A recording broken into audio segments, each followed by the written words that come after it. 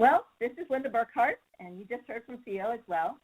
And we're going to be talking about switch access, beyond cause and effect, stepping stones for effective learning. This is part one. So just to give you a little bit of information about me, I'm a special educator. I started working in this field 46 years ago, quite a while ago, way before there was much technology available. And I started teaching with kids that I was very passionate about, children that, the ones that kind of keep you up at night, the ones with severe physical challenges and multiple challenges, and I started developing switches. And so I was thinking about different kids in my classroom, and I created some switches. So for example, one of the switches I made was from a moisture detector, and I put it in the potty chairs, and then when the children peed on the potty, the music would play on the tape recording, things like that. I started doing trainings and teaching other people how to make switches, and that evolved over the years till now. You can buy switches commercially, great switches, all different types of switches, much better than you can make them yourself. So I've also been training and teaching people over those years, and one of the things that I've found is that people really understand the beginning, cause and effect. What do I do with a switch, cause and effect? And they understand the more complex aspects, such as automatic scanning. And there's this huge gap in between for when a child begins to understand cause and effect till the point where they can use automatic scanning to access a communication device or a computer. And so I started developing what I call the stepping stones to switch access. And this evolved over many, many years, and it keeps growing and keeps being refined. And that's the beginning of which we're going to share today. We're going to be talking about the first few stepping stones in this webinar and how to get started with kids at that early cause and effect level. Okay, Theo. Yes, my name is Theo Quinn, and I am an IT consultant, a trainer, and a developer of accessible resources for learning and communication. I've been working in the educational field for over 35 years, and I started my career as a special educator in a school that had many students with different kinds of needs.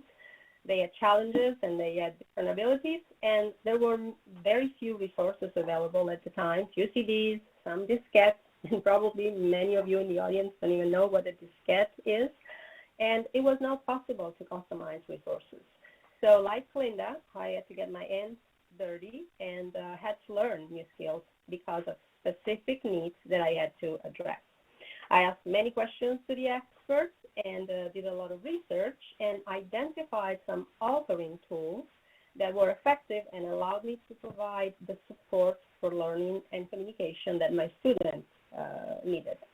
And these applications have been in my toolbox since then, and I still use most of them. One of the resources was Clicker. At that time, it was Clicker 3, and now we have Clicker 8 available.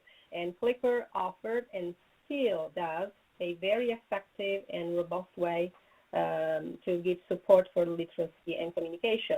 The company has added many features over the years, and Clicker is not only for computers, but there are some applications for mobile devices as well. And you can try Clicker for an extended period of time. Then there was Classroom Suite. It was a wonderful product with many components. I used it for years and shared my resources to the Activity Exchange that existed and was very famous and useful. And that's when I met Linda, and we started to develop resources for Classroom Suite.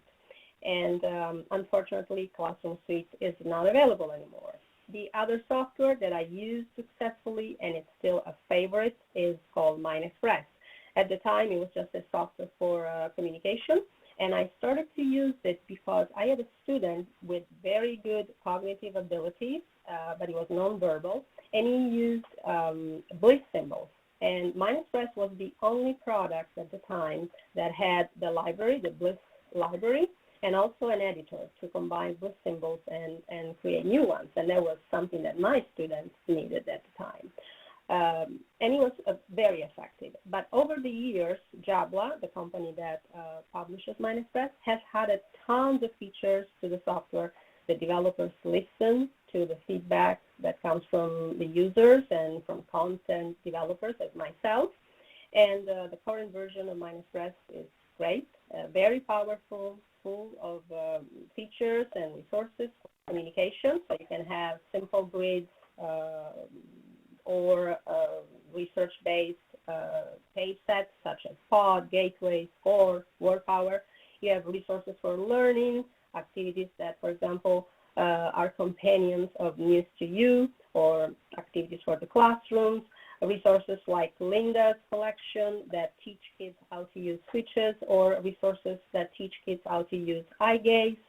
And you can try MindExpress for a period of time and just follow the, for Clicker also, follow the links that are in your handout. So now that you learn about us, let's learn something about you. We have 2 quick polls, and please, here is one. Select your role and just hit submit once you're done, please.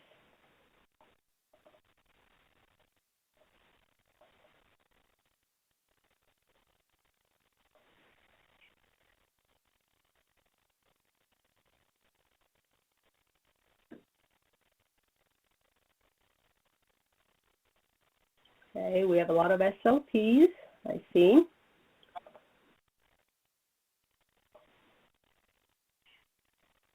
Special educators, OTs, assistive technology specialists. Just a few more minutes. I want to give everyone a chance to submit.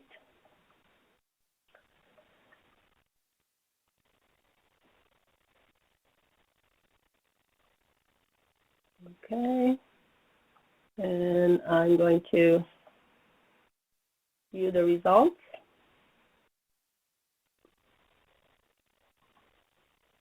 Okay, so the winners are the SLPs, many of them today. Thank you for participating. Thank you to everyone. Special educators, OTs, assistive technology specialists, some administrators, teachers, and some parents. And PT. Lots of very OTs. good. Yay. Yes. I love it Yeah. when lots of OTs come. Yes. Okay, so then we have another one, another quick one, that is about switches. So what is your experience? Are you working with individuals at the cause and effect level? And what is your experience with switch access? So please select your answer. We would like to know more about you and just calibrate the presentation according to your level and your needs.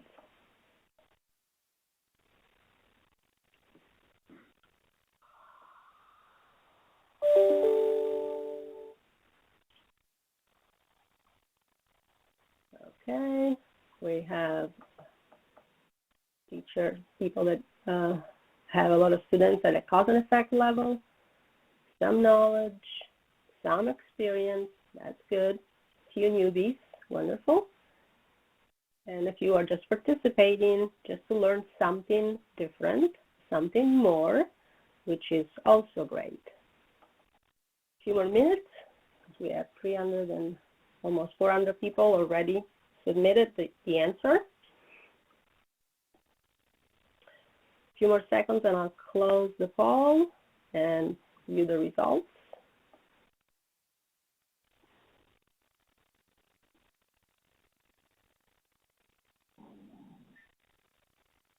Okay. So Linda, apparently the webcam is working, but there are attendees sharing their webcam.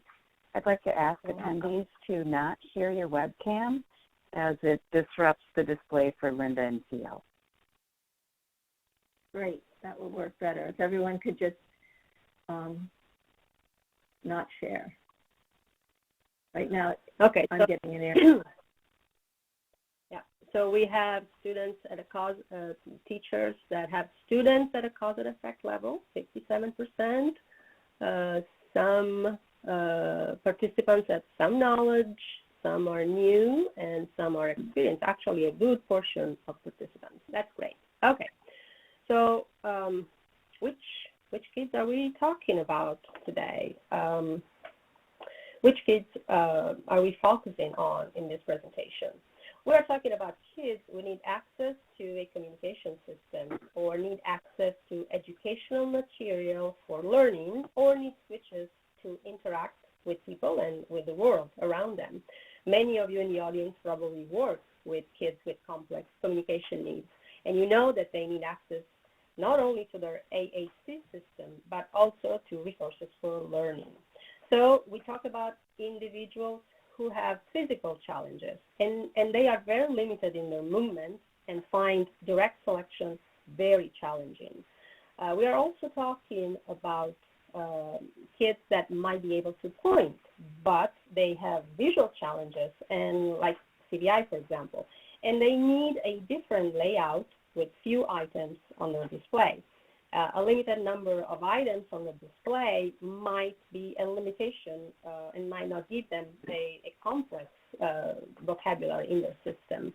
And the use of switches allows them to have a robust system and communicate better.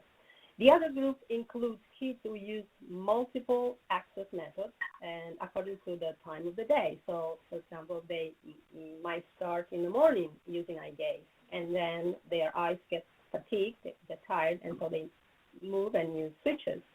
So according to the task, according to what they're doing, according to the environment, the situation, the request, they might go from one system to another one during the course of the day.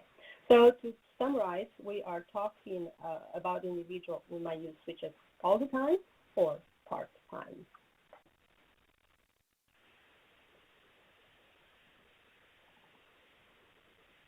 So I would like to address some of the misconceptions about the use of switches. The first one is about cause and effect. So what is cause and effect, first of all? And Linda will spend some time and we'll go in details as we move forward with the presentation. Cause and effect is trying to get a child to learn that when he or she does something, then something happens. So understanding cause and effect is a goal that normally is written in many IEPs, and sometimes is on that IEP for many, many, many years. It stays there for a long time. And the rationale behind that is, well, the child is too low, the child isn't bad cognitively, it's too young, et cetera, many reasons that people say. But if we think about it, is there a good age? What is the right age level to understand cause and effect? And what is the cognitive level of a person that is needed to understand cause and effect? Think about babies. A baby, 2 months old, understands very quickly, puts together very quickly that when it cries, then someone gets there right away. And that child cries, the parent arrives to change, to feed, to sing a lullaby, to comfort the baby. So it is something that happens fairly quickly. The child, the baby understands that his behavior caused an immediate response from the parent. So actually, the problem is not the age or the level of cognition. The problem is that you cannot teach cause and effect. Cause and effect is something that we learn through experience. Our brain needs to process some experience in order to learn that skill. And again, Linda will spend a lot of time talking about this later. The other thing is that, okay, after learning cause and effect, we can just move our student to the next step, which is using a single switch with automatic scanning. And here the idea is, well, the child has so many physical challenges that using one switch must be easier than using 2 switches. And automatic, well, it's automatic, so it's less demanding cognitively than something else. And both things are incorrect assumptions, because in automatic scanning, you are using an indicator, either a visual or auditory, and it just goes through targets, moves through targets, and moves at a certain speed. And once the desired target is highlighted, then the user presses switch to the method has a time component, and it requires a time activation. And the child is wait, and then quickly select something. And when using the switch to select, this is too fast. And you can do a thing fast only when you know already how to do that. When you already learn that skill, you can do it fast. Because our brain, to learn new things, new movements, new skills, every new thing needs to learn it at a slow pace. You need to slow down in order to learn something that is new. So using two switches without timing, such as in two switch step scanning, it's much easier, especially at the beginning, than using one switch with a time component, because then the child can learn to control the movements much better, much easier. So you can use automatic scanning, of course, and I've seen kids that are really quick, really fast, like masters. But that has to happen at the end of the process, not at the beginning. Starting without timing is key. And so now I will let Linda start. The microphone is all yours. Go ahead, please. Okay, and that last point that you were making, Theo, is what our next webinar will be all about. So we will be getting into that whole timing issue more specifically when we start on the next webinar. Okay. So, as Theo was saying, there's more to using a switch than just getting the child to hit it. Cause and effect is a place to start, but really, why are we using switches? I walk out into classrooms and I see kids on switches, and I'm wondering, well, what does the child think they're doing? What does the teacher think? What is the speech language, the OT? And we need to think a little bit more. For years, kids have been on that same goal. They'll learn cause and effect. And the other thing is that we as professionals have been on the path of looking for a perfect switch and a perfect switch location or switch site. You know, we're going on a switch hunt. We're going to catch a good one, or we're going to find a good one, right?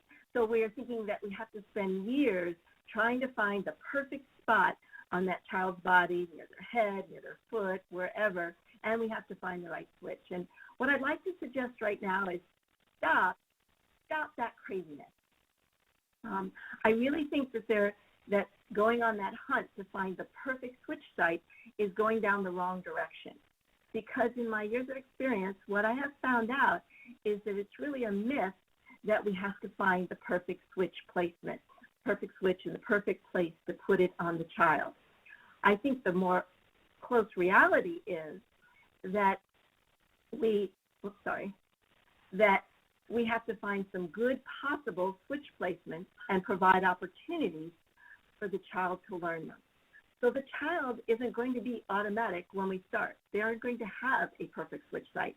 The reality is we have to teach the switch site. So we look for good possible placements. So it's not about finding the perfect switch site, but rather it's about finding the best switch site to learn to use. You might have noticed I emphasized this. I feel very strongly over all the years that I've been working in this field that we're not just looking for one site. I've been in it long enough that I've seen children grow up, and because they have used only one particular site for many, many years, they have developed orthopedic challenges, pain in their necks, different parts of their body, repetitive motion disorders, and then they're no longer able to use that particular switch site. So I feel strongly, even from the beginning, that we give kids options and that we teach more than one site, so that maybe for a while they'll use one during the day and fatigue, and they can use another one, and they develop the ability to use more than one place. The other aspect of using more than one location for placing a switch, using more than one switch at a time, is being able to use more than one switch at a time. So you can get into other forms of access, such as step scanning, which we will talk more about in our following webinar. Okay, so in this webinar here, we're going to start about, so how do you begin? How do you start teaching switch access? Where do you start? And if we look at switch access as a motor skill, we can look at some of the research that's done on motor learning. And we can find out some things that research teaches us. One of the things that the research teaches us is initiation of intent must come from the child. So just moving the child's hand through the process or helping them experience where the switch is with their head or whatever isn't helping them learn a motor skill. They have to think they want to move and initiate that thought and movement. Another thing that the research shows us is problem solving is really important in refining a motor movement and learning it. Think of a little kid learning to walk, and how many times do they fall on their bum? Many times before they actually walk, right? Well, getting it wrong is just as important part of the learning process as getting it right. So finding where that switch is and not finding where it's not and experimenting with that whole process is all part of the learning. Another part of it is that practice has to have a purpose. And there has to be repetition, but that repetition has to be very specific. It has to have lots of variation. And the practice has to be thousands of repetition with variation. So you may have seen in some of the things that I've written that I often talk about what it takes to develop automaticity. Developing automaticity, which means the point where you can get the switch without having to think, what do I have to do to get the switch? Or I can activate the switch and really pay attention to what else I'm doing. You need thousands of repetitions with intent, purpose, and variation. So those three components are going to be very important as a child is learning to use a switch. Okay? We can find that motivation provides a lot of intent. So we are often looking for what will motivate this particular child to have an intent to do something, to activate the switch, to be able to participate in a learning activity or in communication or whatever it is that we're setting up with the switch. The other thing is that natural contexts are very important because a natural context provides the purpose and always variation, because in natural settings, nothing is ever perfect. It's repeated with some variation, and that is a good thing for the learning of the brain. So the purpose and the variation, it has to make sense to the child or the individual who's using the switch, and that's really important before we get started into which switches and how to teach them how to use it. Okay, another really important component, which is, of course, way beyond the scope of this particular webinar, but is making sure that you get good stability in an active position for that child before you start introducing a switch to them. They need to be actively weight-bearing on their pelvis. They need to be upright as much as possible, sometimes even moving forward and leaning in a more ready position. They have to learn how to actively move. So whether it's tilting their head, rotating, or shifting their weight, they have to learn how to do this. And when we work with some of the most severely challenged children in terms of physical challenges, we often are looking at the fact that control begins at the head only when the body's actively engaged with gravity. So if they're in a position where they're kind of stuck, they're not going to have control over their head. They do need to be actively engaged with gravity. Again, that is something that will be for you OTs and PTs and those of you who are on teams with OTs and PTs to help find out more information to get kids in a good position to start. Sometimes use of their arms to stabilize themselves can be a very good way to get some active participation, and you can make a grasp bar or things for them to actually hold on so that they have a little bit more control of shifting their weight and moving themselves from a stable base. Another thing that I want to mention early on here is the concept of which switches we're using. We can use mechanical switches that have a click, and the mechanical switch, when you go to push it, you have to actually push it, which means you're applying force, okay? Mechanical switches are useful for some things. However, when you're teaching a child with severe challenges, the beginning movements of how to isolate just a head movement, it's harder because they tend to, if they have to apply force and they have a lot of tone in their body, they're applying force, triggers the tone in the whole body, and it becomes a very large movement and harder for them to figure out what the small movement would be of disassociating just that head or arm or whatever body part they're needing to do. So we use something called a proximity or a sensor switch. And there are several different kinds here on the display. One of the Cadillac varieties is the one from Adaptive Switch Lab, which has a lot of adjustability, can be embedded in a headrest or under a tray, and has the ability for you to have several switches connected to the computer. There's the Honeybee switch, which allows you, has a line of sight. So you need to bring your body part close to that part, and you have a distance of 0, 3 inches, 1 inch, and 6 inches of how far you'd have to be. And it allows you to activate it that way. I'll show you the one from StableNet, which is the candy corn, and this one has a little switch. This is the smaller candy corn, and the disadvantage of this is that you can't turn off the beep. The larger candy corn, you can turn off the beep. But for the demonstration here, you can probably hear how it sounds. When I get close, it turns on. That means that when I am moving towards it is what is activating it, not actually having to push force on to activate it. I can just move close to it and not push. And by not pushing, I don't trigger as much external reactions or associated reactions with my movement. So by using a proximity switch, the child can learn more effectively to move a smaller part of their body without moving their whole body. Okay.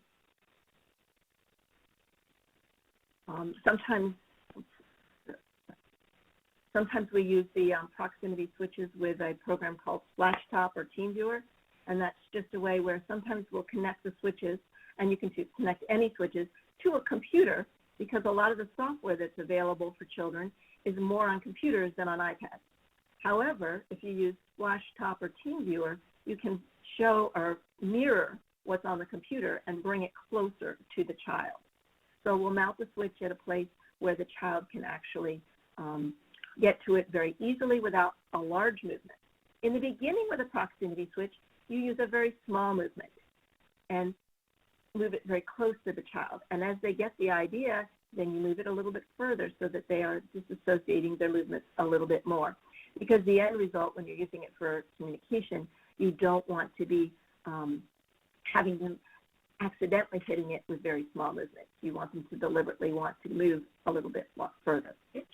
Okay. Now, who likes to be told what to do? Anybody there? Most people don't like to be told what to do, but think about what we tell kids all day long. We often tell kids what to do. You do this now, we're going to do this now, get this, do that, touch your switch. What I found over the years is that I really need to limit how much I'm telling kids what to do, because the more we tell kids what to do, the more passive they get, and the more likely they are not to participate or initiate, and it definitely has an impact on deflating their motivation. They'll be much more motivated if they have an opportunity to explore, figure things out, try things, and get feedback, instead of us just always telling them what to do. So when we're using switches, we're going to limit the number of prompts that we use. Okay? So what do you use instead of prompts? What you're going to use is you're going to use strategic feedback.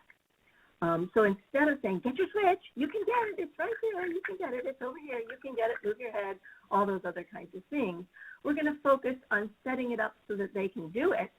And when they do it, then we're going to give them feedback. Oh, you knocked down the block, if their switch was connected to a battery-powered toy that knocked down some blocks. Or, oh, you did whatever the computer activity says they did.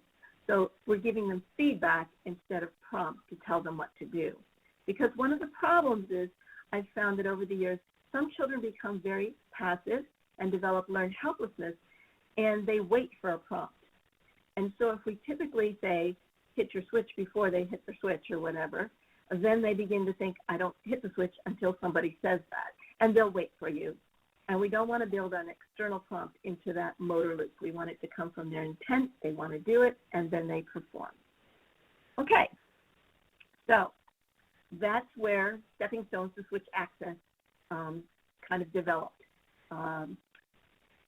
What I called it stepping stones instead of like a very rigid type of process, because I think of it as a fluid process. And when you're crossing a creek, you're always on more than one stepping stone. And you can go back a little, you can go forward a little bit.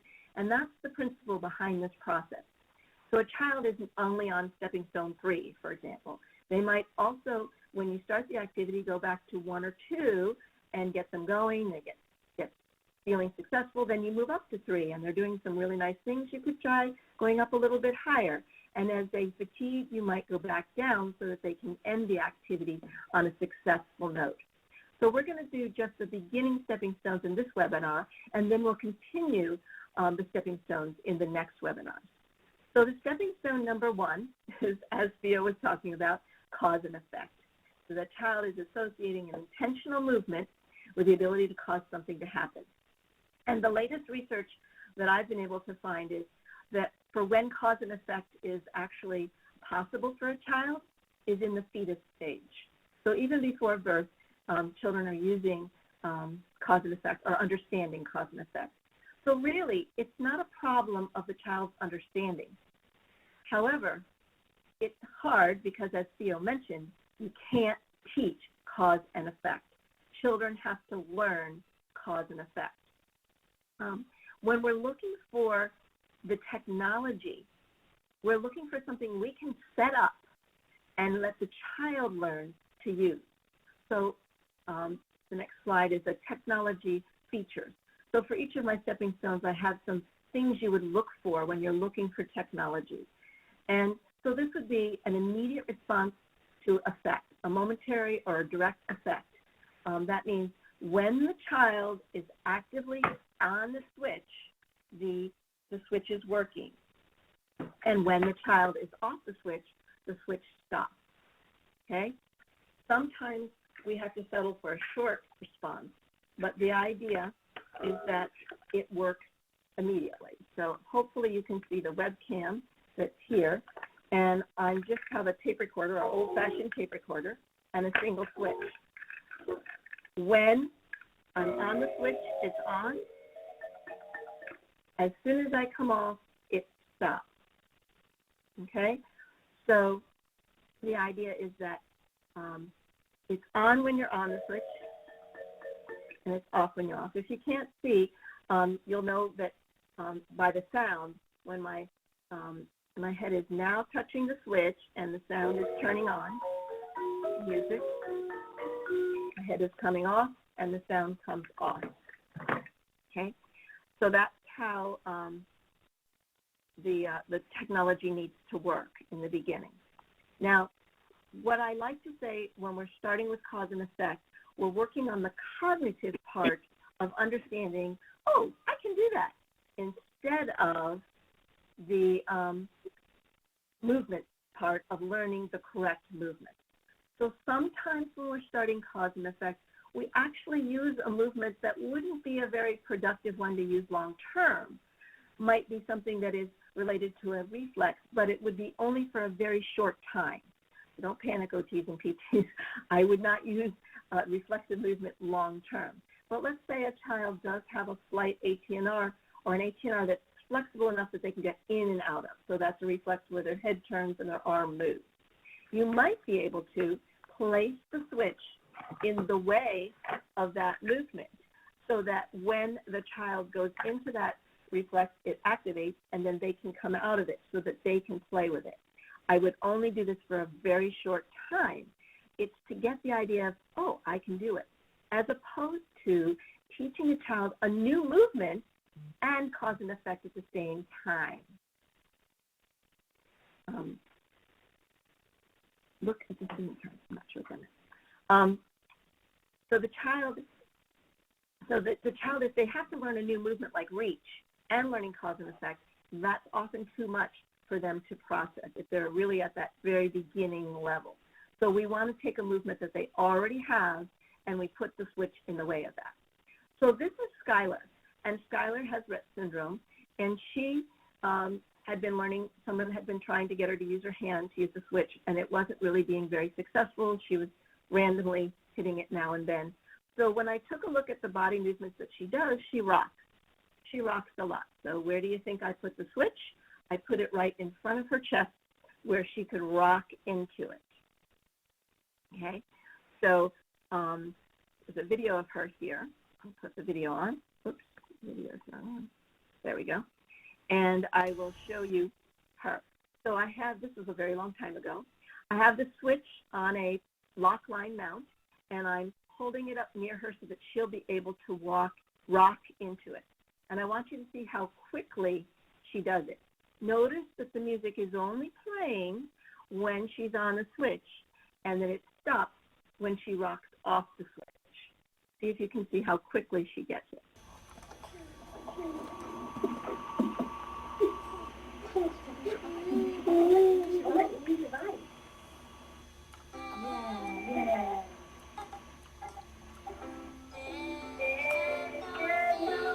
She got it. Okay, can you see that she clearly knows that she's doing it? She stopped rocking so hard and she's leaning onto the switch. She's going to do it a few more times. I'll let you see a little more.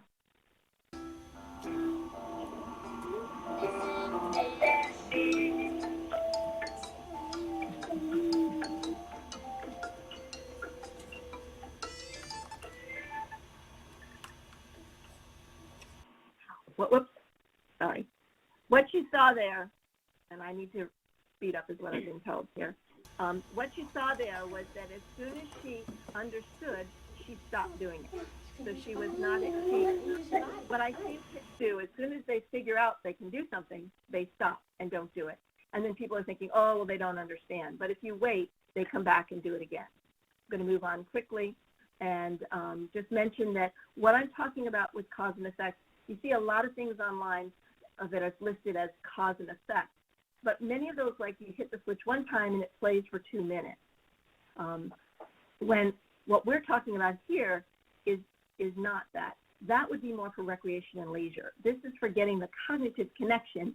I hit the switch, something happens, and then we move on to the next level. Steele's going to show you some of the things that we can do with at this stepping stone.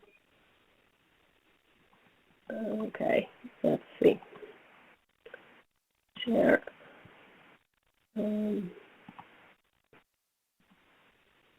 Okay, so this is a tool, an application called Boombox. First of all, there are a lot of things that you can use, like a lot of toys that you can use with the switch to, like what Linda showed you before about the cause and effect. Let me share my webcam for a moment. I forgot to do that. Just a second. Sorry. There we are. Yes. Okay. Here we go. So there are many things for toys, but there is not much actually for computers. And the few products that are available, you can count them on your fingers, on your hand. So they all use an effect that is called direct or a momentary effect, and that will give the brain immediate feedback. So the one that I'm going to show you now is called Boombox, and it is by Judy Lin, a company that's been in the market for many years, but they keep updating their work, so it works with the current operating systems, and they also have apps for mobile devices. This product has numerous settings, and you can select 2 switches, different types of switch using methods. But we are going to use the momentary effect. You create a playlist and use either songs or videos. And I'm going to use a EnableNet switch. It's a Bluetooth. And let's select this one. Okay. So as soon as I keep my... You're not sharing your screen. I'm sorry? We don't see your screen. We don't see your screen. Okay. I thought I did share my screen. Well, maybe we are. I don't see it.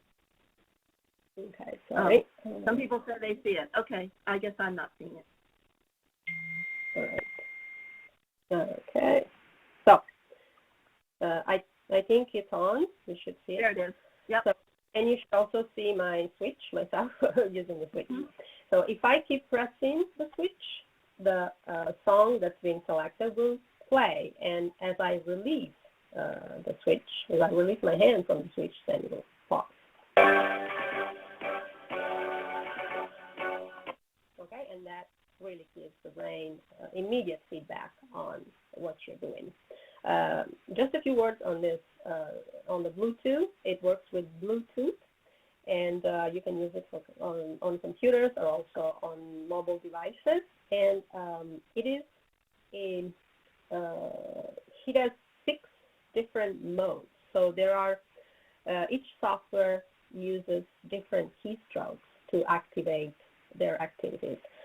Sometimes what you need is space and enter. The majority of the application use this combination, so space for the switch that selects and enter for the switch that, space for the switch that moves, for the mover, and the other one, enter for the switch that selects. And other companies use different combinations, like Mind Express, which we will show you later, uses space and enter, but also 1 and 2. So you have to look at your interface and being able to program the switches according to what that specific software asks. What are the requirements for that specific software? So this one has 6 modes. The first 3 are pre-configured, and then if you want to add other combinations, you can go in and do your programming. Okay, so this boombox, and then I'm going to show you Mind Express. Mind Express is the software that I was talking about. Some people asking the questions, what is the name? It is Mind Express. And it is published by a company from Belgium that is called Jabla. And there is a reseller in the United States. You have all this information in your handout anyway. This is a Linda Burkhart selection, 2 switches to success, step before step scanning. And it follows the first group of stepping stones from Linda's framework. So if we select cause and effect direct, and I'm going to use now another switch interface. Don't see it. Okay, don't see it. Videos. Do you see my webcam? webcam? The Mind Express application. I am. Let's do it again.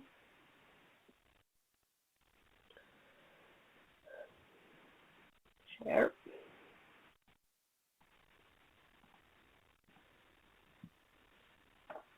I see it. Okay, good. So I'm using a different switch interface. This is called Woodpecker, and Woodpecker allows you to connect up to 5 switches, and they could actually do a different function if you wanted to, if they are programmed. And I have 2 switches connected to this interface. So once I About the collection. navigate Cause through, effect direct. I'm going to select the area cause and effect direct.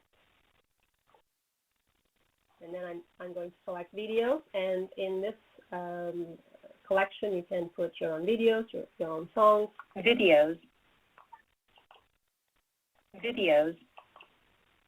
And here are some videos that are preloaded in the collection. But again, you can program it and use whatever is motivating for the child.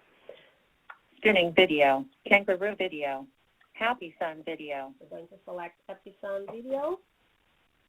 And then again, as I keep pressing, it will play and move around. And once I release from the switch, it will pause, and then it will continue. So that's the principle. And you can use this activity at the beginning of the day, and so kids can just refresh their memories where the switches are, and then you can move on for other steps and other tasks if you want. The third thing that I would like to share, and I'm going to stop sharing and sharing my Google, my Firefox. Okay. The third thing is called Tar Heel Gameplay. Tar Heel Gameplay is a simple and a free application that works online.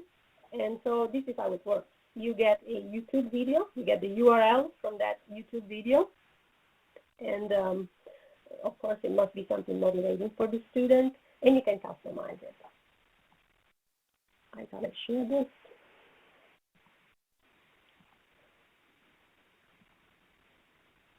So this is the website, Tar Heel Gameplay, and I have already a URL of a video that I can use. I'm going to put it here, and I'm going to load the video. It's a song called Banana Bread. And then I can decide how many seconds, after how many seconds, I would like to pause the video so the child can press the switch to continue. So I'm going to put 5. And then I can also type a type of prompt. So it could be oops, it could be more, or it could be stop. I'm going to put more. And then I can select play. You typed in the website. Sorry, You Linda, typed in the number. Pause every 5 more, and prompt is blank. There you go. There you go.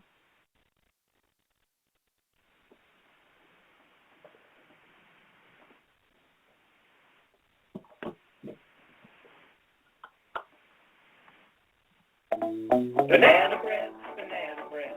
We can be banana bread. More. And then here is my prompt. More. We're not pretty, but we're not dead. We can be banana. More. Okay, so you can select the time, and the child has to press the switch and practice the switch, the use of the switch, and continue. And of course, it can be 7 seconds, 10 seconds. You decide what is the best interval for your learner. Okay. Great. Okay. Yep. Now it's to you, Linda. Moving into stepping stone 2. We're trying to do this fairly quickly. Stepping stone 2 is just the same thing, but now the child does understand that they can make something happen. So now, instead of just activating a switch and getting a response, now they're going after it, and you can start teaching new movements, teaching different places on their body that they can go to, and you can do it for different functions or different purposes. So we, right here, when you look at the technology features, it's the same. You get an immediate response, or oftentimes at this stepping stone, I go for a short response. And you can use the same activities, Tar Heel Gameplay, Mind Express, those kinds of things that you saw earlier, Boombox, to do that. We're going multiple locations. By that I mean different body parts to activate the switch. We're not trying to find the perfect one. We want to teach different ones, and we want the child to be able to experiment with different places on the body. Okay? And for multiple functions, we would maybe use many different battery-powered devices, musical instruments, art projects, battery-powered scissors. We would give the toys that we're using a purpose. So instead of just turning on a toy, it stops. Have the toy do something like knock down blocks or kick a ball or deliver snacks to a friend. Okay? There are lots of different things out there that work with a single switch, pouring and cooking activities, or like the boombox that Theo showed you. I don't know, Theo, if we have time to actually show this. Thoughts? What are you talking about, Linda? Do you want to just tell this about this and not show it for time's sake? The spinner. Yeah, this is PowerPoint spinner, and you can you can download it. It's already created, and it is in your handout.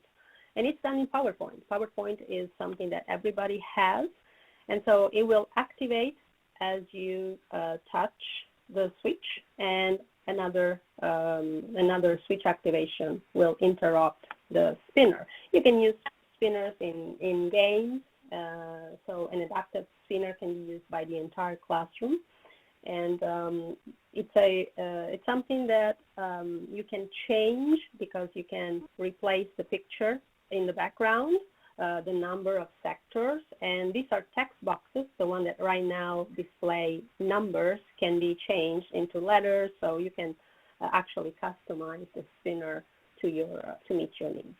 So very simple, and you have a way to download it and use it. And if you have questions, just let me know, or need modifications. Very simple. Another activity, another thing we can do at this stage is using co-planned sequence social scripts. And this is something that Linda and Caroline Musselwhite developed. And again, you have a link on your handout to download. Do I have time, Linda, you think I have time to show this, or should I describe it? I think we should just move on. What you mean, to the Go Talk one? Sure. Yes, sure, right. One. Okay, so let's see. I'm going to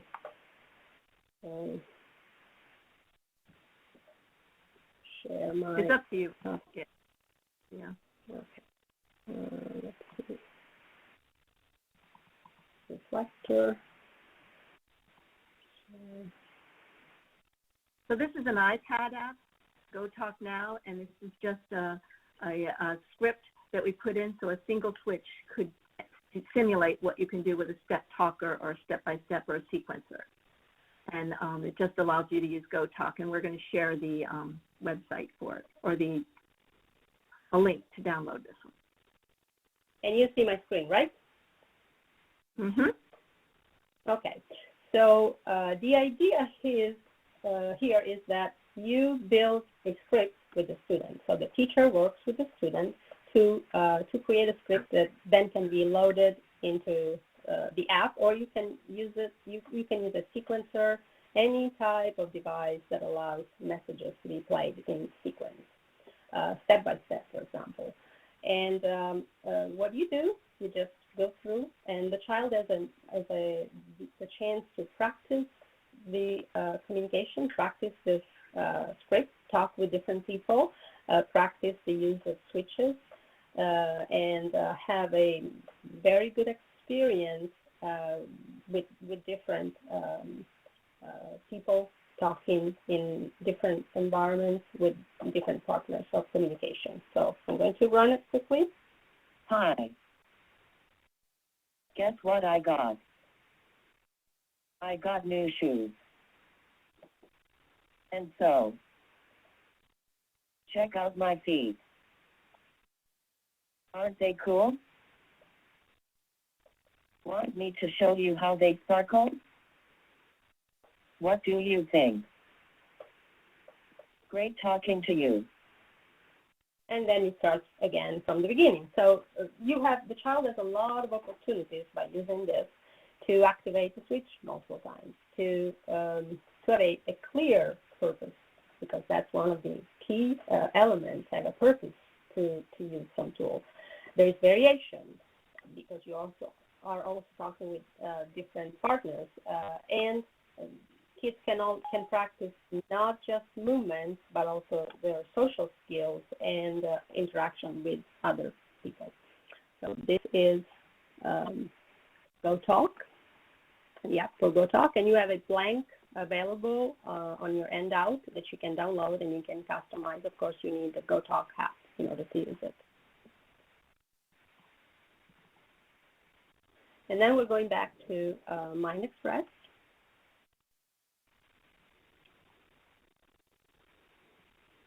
And as you're sharing that screen, I'll just answer one of the questions they asked about, does the iPad need a interface? Yes, you have to have an interface to connect to the iPad to connect the switch to it. We can answer more questions next time. Yeah. There okay. you go. So are using one switch. You see my screen, right? Double check.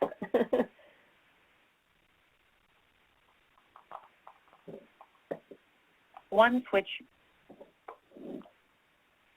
Okay, we have different things on this menu. Build I'm block. going to show you who's hiding. Who's hiding? And so in this activity, every time the switch is activated, there's a short thing that happens on the screen. And there are 4 different characters in the activity, and they can be customized. So I'm hitting my switch. 1, And I'm hitting it again. 2, 3. Again. Ta-da! There you are. And then the last activation plays a little music and an animation.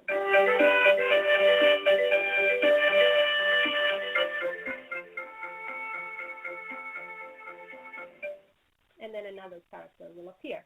Something I would like you to see something. Either switch works. So if I use the red one or the green one, the left or the right, they will do the same thing. So the teacher can use the other switch to model. It would be a good opportunity. A peer or an adult can use the other switch to model and show the students how to use it and what to do. At this stage, they both do the same thing. The activity... And of course... yes, go ahead. I was going to say, and of course, since it's customizable, and you're going to show that right now, you can put photos in of the kids, not just pictures. Yes, you can just customize everything and put family members, friends, anything you like, and that will be the motivating factor for the child to use it. So, okay, this is, and then this other one is called hats, and every time you run the activity, there is a different hat, there is a different sound effect that creates variation and engagement, because then the brain pays attention when things are not always the same. And so here, I press the switch. The hat goes on the head of the person, of the child, and again, you can customize it with different pictures.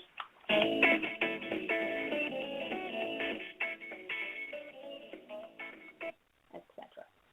Okay. Stop sharing. Linda, to you. Okay, do I have time to show this video? We'll skip this. We'll talk about it. So this, I was going to show a video here. Basically, this little girl is activating a switch, and there's in the video, a lot of wait time. So she's not doing anything for a little bit, and I might encourage her by, wonder what's going to happen, instead of hit your switch. And then I wait, and when she does activate it, she's finding the character that's behind one of the activities that Theo just showed you. Then I say, oh, there he is. You found him, and giving her feedback. But the important thing is there's lots and lots and lots of wait time. And since we're running a little late, I don't want to take the time to show that particular video right now. Okay? So now we're moving on to Stepping Stone 3. Now, Stepping Stone 3 is 2 switches, 2 functions. And if a child can find a single switch in one location and find it also in another location, then it's time to add a second switch in those 2 locations. So now, instead of the child just having one switch where their only option is do it or don't, now they have discrimination and problem solving entering the platform, because now they can do this switch or this switch, and we make them do 2 different things so their brain can easily discriminate that this one does one thing and this one does something else. So 2 switches, 2 function is a really powerful step.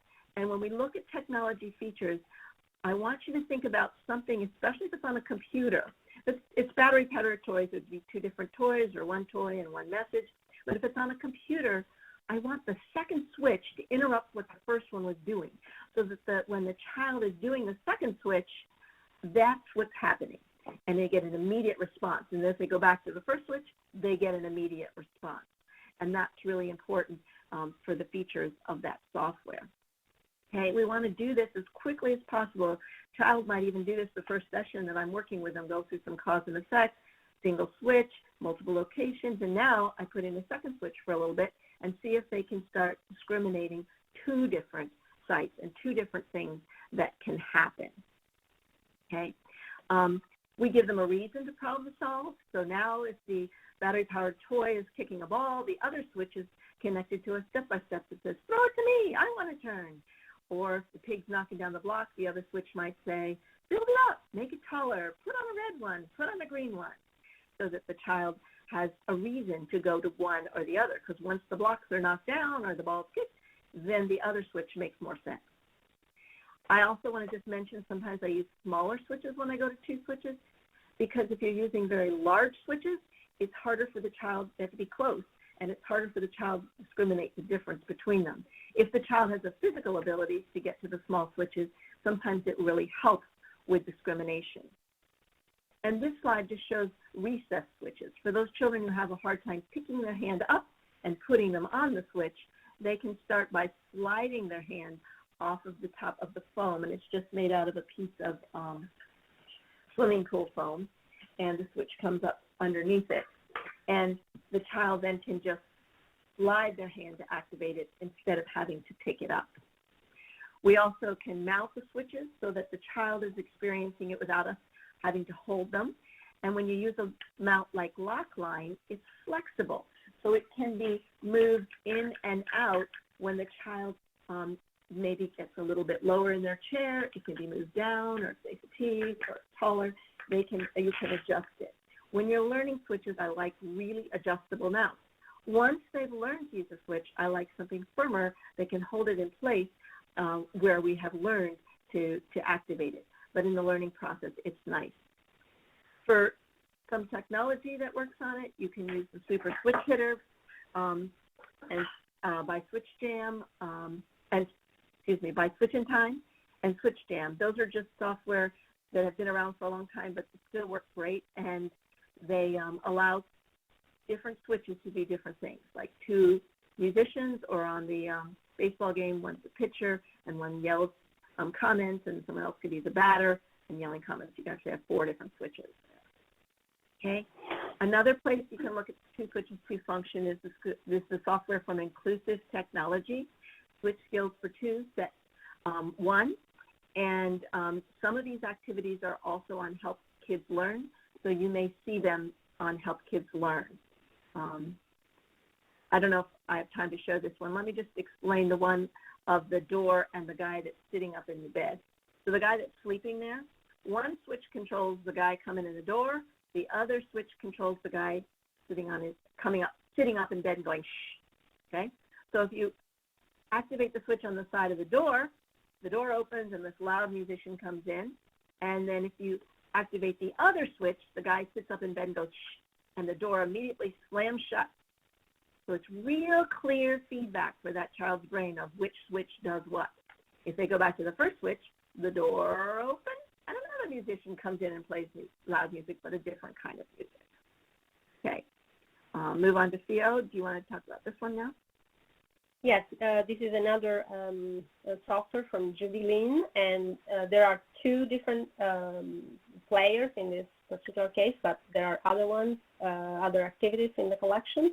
And so one switch activates the player on the left, and it kicks the ball, and then the other one kicks the ball back. So it's back and forth, back and forth. One switch does one side, and the other switch does the other side.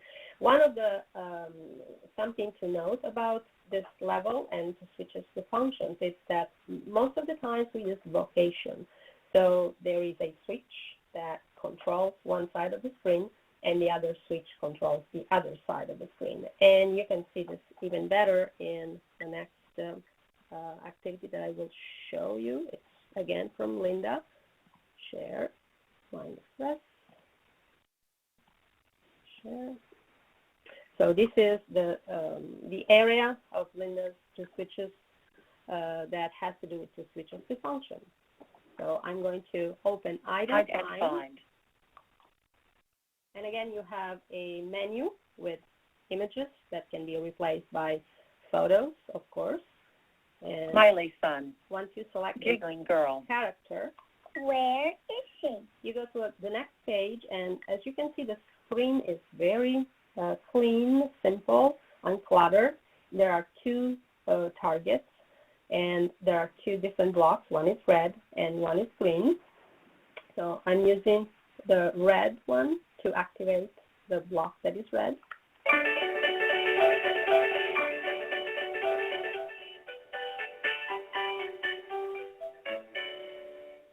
Where did she go? And then there's a prompt, and it is a not a like, where is it? It's a very simple prompt, very strategic prompt, because if I keep selecting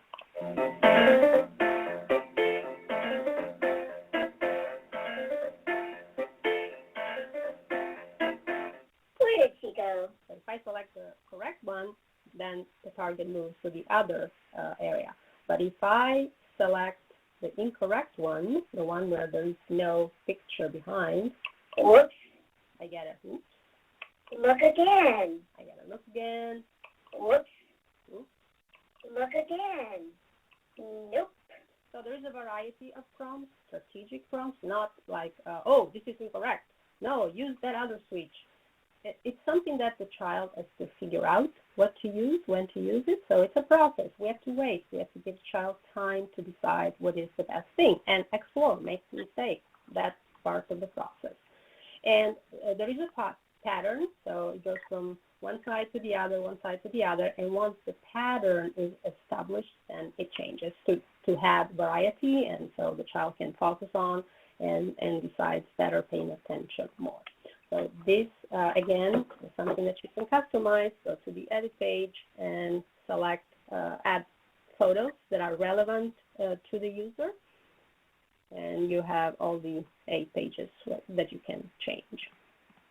Another thing in this activity is the ability to change the color of the buttons and the background to meet the needs of kids that have particular visual challenges. And also, you can turn the sounds on or off. And then I would like to show you blocks. This is a Let's play with blocks. this is a favorite, an all-time favorite. I love to play blocks.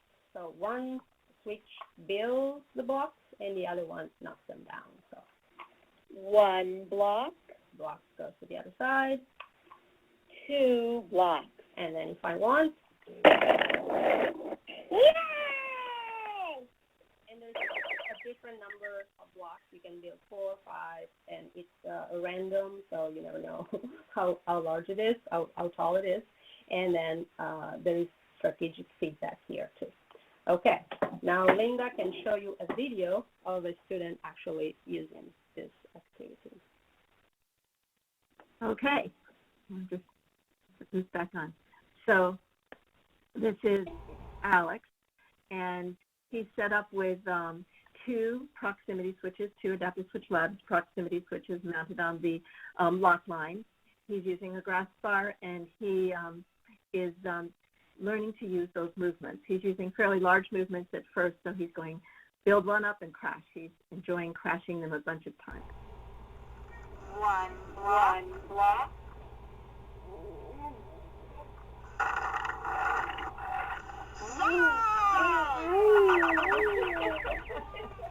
One block. I think it. Like words.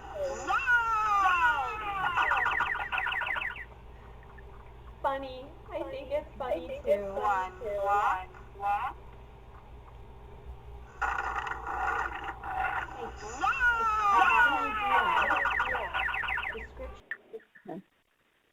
Because of time, I'm stopping it there.